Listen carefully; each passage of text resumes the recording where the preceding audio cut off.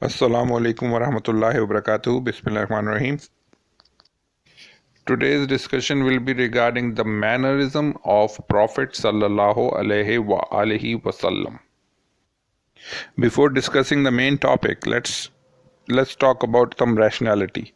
Appearance are perfect to talk about, but one can only copy the conduct of special one.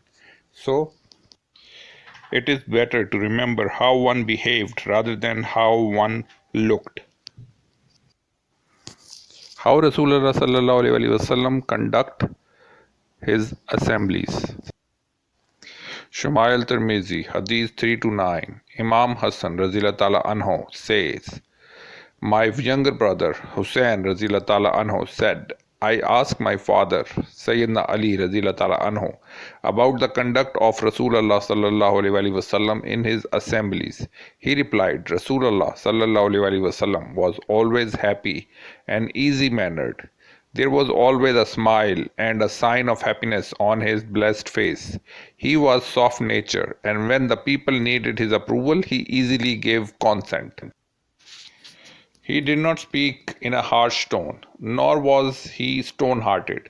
He did not scream while speaking, nor was he rude or spoke indecently. He did not seek others' faults. He never overpraised anything, nor exceeded in joking, nor was he a miser. He kept away from undesirable language and did not make as if he did not hear anything. If he did not agree with the next person's wish, he did not make that person feel disheartened, nor did he promise anything to that person. He completely kept himself away from three things: from arguments, pride, and senseless utterance. He prohibited people from these three things. He did not disgrace or insult anyone, nor look for the faults of others. He only spoke that from which thawab and reward was attained. When he spoke, those present bowed their heads in such a manner as if birds were sitting on their heads. The people present in his company, they don't even move while he was talking, so as the birds sitting on their heads will fly away on the slightest move. When he completed his talks, the other would begin speaking. No one would speak while Sayyidina Rasulullah sallallahu alaihi wasallam spoke. Whatever one wanted to say, it would be said after he had completed speaking. They did not argue before him regarding anything. Whenever one spoke to him, the other would keep quiet and listen till he would finish. The speech of every person was as if the first person was speaking. They gave attention to whatever person said.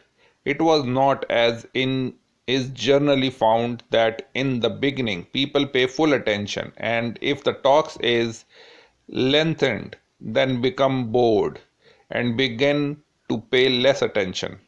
When all laughed for something, he would laugh too. The things that surprised the people, he would also show his surprise regarding that.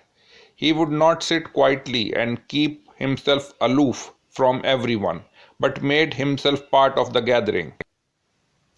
He exercised patience at the harshness and indecent questions of a traveler.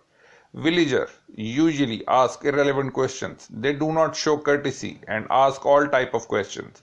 Sayyidina Rasulullah sallallahu alaihi wasallam did not reprimand them by exercised patience.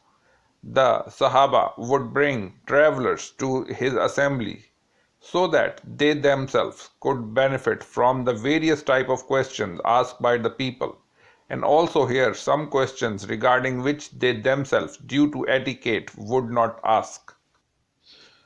Rasulullah sallallahu alaihi wasallam would say, when you see a person in need, then always help that person. If someone praised him, he would detest it. If someone by way of thanks praised him, he would remain silent, because it is necessary that one thank a person for a good favor or a good deed.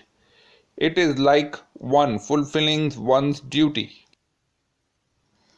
Some of the ulama have translated this as if one did not exceed in praising him, he would keep silent. That means if he exceeded, he would prohibit him. He did not interrupt someone talking and did not begin speaking when someone else was busy speaking. If one exceeded the limit, he would stop him or would get up and leave so that that person would stop. Due to all these qualities, Allah Himself mentioned in Quran, Al-Quran, chapter 68, verse 4, أعوذ بالله من الشيطان الرجيم بسم الله الرحمن الرحيم وَإِنَّكَ لَعَلَى خُلُقٍ عَظِيمٍ. Translation: You have attained a high moral standards. So actually, as a followers of Nabi sallallahu alaihi wasallam, we should be proud of and we should be happy that Allah Himself is praising the Prophet that we are following. Jazakallah. Jazakallah, thank you. Subscribe to our channel. Bye.